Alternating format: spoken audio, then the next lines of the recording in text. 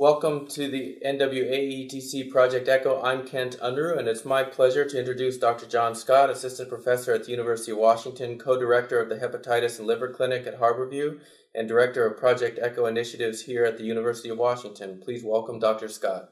Okay, thanks, Kent.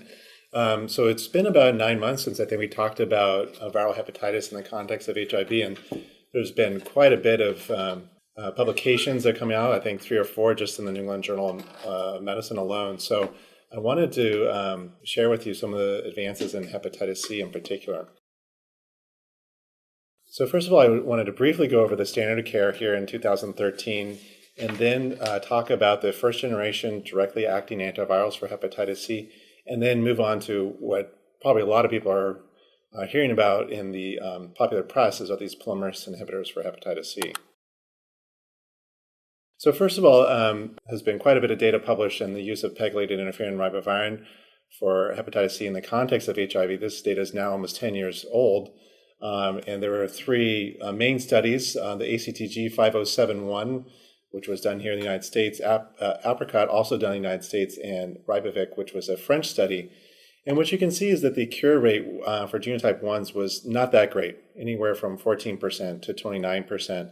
Quite a bit better for the genotype 2s and 3s, ranging from 44 to 73%. As many of you have heard from some of the cases that we've presented, interferon therapy is pretty toxic. You see cytopenias, depression, anxiety, insomnia. You can get rashes. The most common side effect actually is a flu-like syndrome on the day or two after the injection of interferon. But you can also see thyroid dysfunction, which is probably the only permanent side effect that can result from interferon.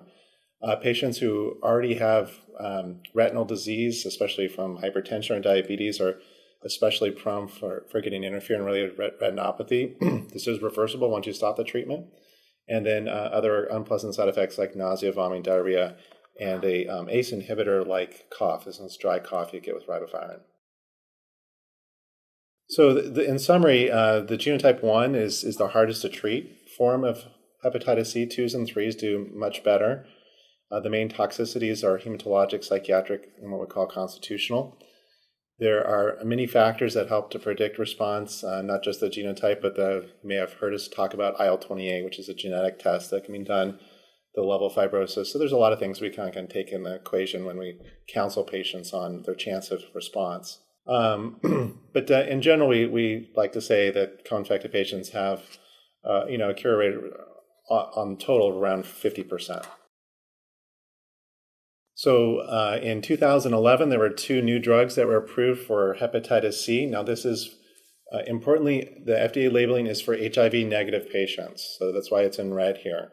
And it's only for genotype 1. This is not the easiest to take medication. It is a tablet. You take 2 tablets 3 times a day, actually every 8 hours, and it needs to be taken with at least 20 grams of fat, which is not an insignificant amount of fat.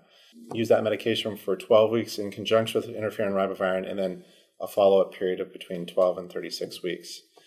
In addition to the interferon side effects, we see rash and anemia as the big side effects. And in fact, about 5% of the people are going to have a really bad rash, including Stevens-Johnson syndrome or DRESS syndrome. In 2012, there are 2 deaths actually from Stevens-Johnson syndrome in the world. So this is not just a minor rash. It's something we really need to watch closely. Now, Boceprevir is also a protease inhibitor made by a competitor to Vertex. It's also for HIV negative patients or genotype 1. Also need to be taken 3 times a day with food. It doesn't have to be fatty food, just with food. And it needs to be given for anywhere from 24 to 44 weeks. So patients are on the Boceprevir a little bit longer. The side effects are fairly similar to Telaprevir. You definitely see the anemia. You don't see the rash. The additional side effect you do see is this metallic taste called dysgeusia, which is pretty easy to manage that, but unpleasant side effects with those 2 medications. Now, I wanted to go over the final results of the 110 study. I think I presented the results that had been presented at a conference, and this was just published about 3 weeks ago in the Annals of Internal Medicine by Mark Zukowski and colleagues. This was a study of 62 HIV Hep C co-infected patients. Only 60 patients actually got the drug, so you'll you'll see the numbers a little bit different. This is a phase 2A trial. It was randomized placebo-controlled. These were all treatment-naive patients, and they were either randomized into Part A, in which they were not on any antiretrovirals, and they were randomized to receive Telaprevir plus Interferon Ribavirin, or just a placebo with standard of care Peg and Riba. The Part B was for patients who are on one of two regimens, either a tripla or atazanavir with Truvada or Ribavirin and tenofovir. The dosing was quite similar, with the exception of efavirenz. So efavirenz drives down the Telaprevir level, so you have to use a little bit higher dosages of Telaprevir. Otherwise, it was standard dosing of Interferon Ribavirin. And I just wanted to show you how potent this drug is. So the dot here is showing the kinetics of patients who are taking Telaprevir. They very rapidly go to undetectable.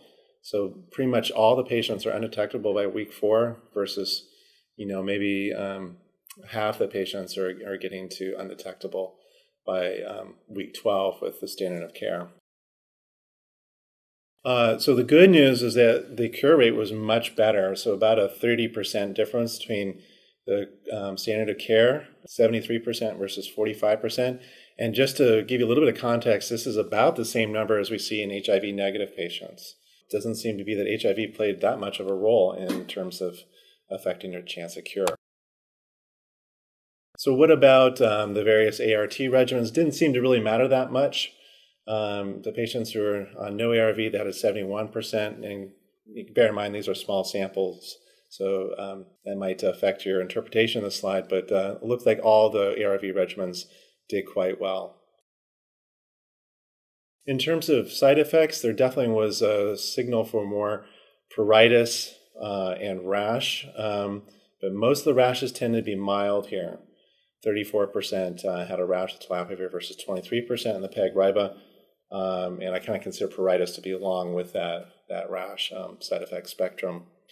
Also a little bit more anemia, so 29% of the people had a hemoglobin below 9 versus 23%, and 11% needed to have a blood transfusion in the Telaprevir group versus 5% in the standard care arm.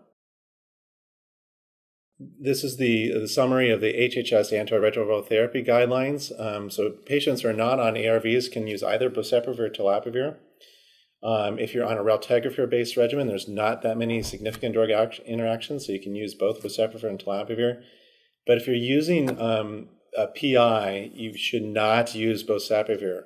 The reason is that there were 3 patients who were on Boceprevir and they had HIV breakthrough. So very importantly, if you have a patient taking a HIV PI, you should at this point only use Telaprevir. And same thing for an atripla containing regimen. So I think you're not seeing so much Boceprevir being used for Hep C and co-infected patients. So next I want to move on to Sofosbuvir. It's also known by the monikers GS7977. And this is a polymerase inhibitor. It's a nucleotide analog. It's been tested in over 1,500 patients at this point. It's once daily. There's no food effect, so you don't have to take it with the fat or 100 calories or anything like that. And importantly, you don't have the drug interactions the way you do with the Telaprevir and Boceprevir, so it doesn't go through the P450 system. It's also seemed to be quite safe in preclinical and clinical trials. And the last kind of benefit here is that there's a very high barrier to resistance in contrast to the Telaprevir and Boceprevir drugs. And it's also effective for all the different genotypes of hepatitis C, so genotypes 1 through 6. So I wanted to talk about a study that was published about 6 weeks ago in the New England Journal of Medicine. This is in HIV negative patients, so please bear that in mind. But these are genotype 1, 4, 5, and 6 naive patients. There are 327 of them. It was a phase 3 study, and it was single group, so there was no comparison group to the standard of care. They actually worked with the FDA to get this approved, and it was designed to have an SVR of around 60%. That's how they came up with that sample size calculation. So everyone got Sofosbuvir, 400 milligrams a day with weight-based ribavirin and interferon for 12 weeks. Pretty simple study. In terms of the baseline characteristics, nearly 2/3 of the patients were men, the mean age of 52, heavier population, a BMI of 29. This was done in the United States. Most of the patients were genotype 1, so nearly 90%. The rest were genotype 4 and just a scattering of 5s and 6s. The IL-28, the majority were the hard to treat, the CT or TT. About 20% were cirrhotic, and the mean viral load is 6.4 log. And with this, I'm just going to take you through this. So at 2 weeks of therapy, 90% of the people had undetectable Hep C. By 4 weeks, 98% had undetectable viral load. And at the end of treatment, 12 weeks, all but one, so 326 out of 327 had an undetectable viral load. And importantly, that person actually had undetectable levels of Sofosbuvir, so they weren't taking the medicine.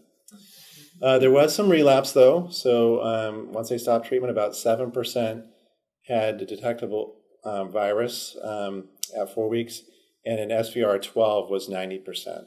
And we are now using the 12-week post-treatment as what we call a cure, because it correlates so well with the 24 weeks. So in summary, basically got about a 90% cure rate with just 12 weeks of triple therapy.